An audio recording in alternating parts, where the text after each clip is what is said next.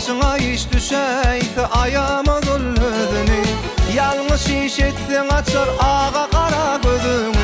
Gel dostum yürüktü, madam senin yerin var. Dostlarım var, şükür Allah'ım, canıma koruğum demir kalam.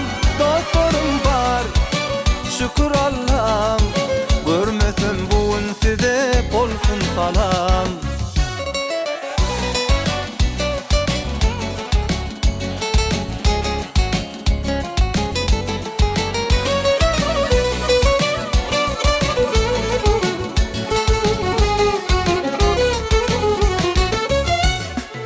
Dost dosta gerektir, bir can bir yürektir. Onlar gider mıdam, ol sana belittir.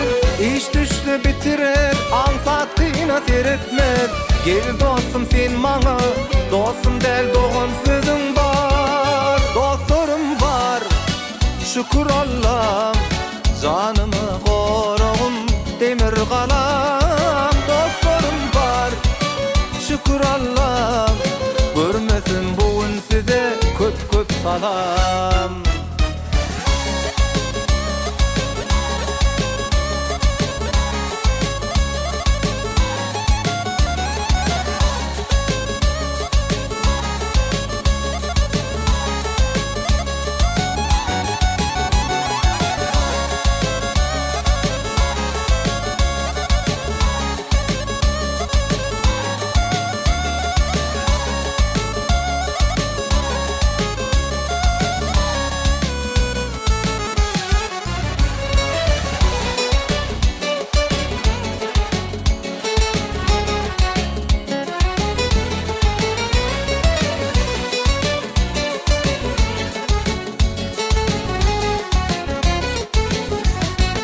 Dostlarım var, şükür Allah'ım, canımı koruğum demir kalam. Dostlarım var, şükür Allah'ım, görmesin bugün size köp köp salam.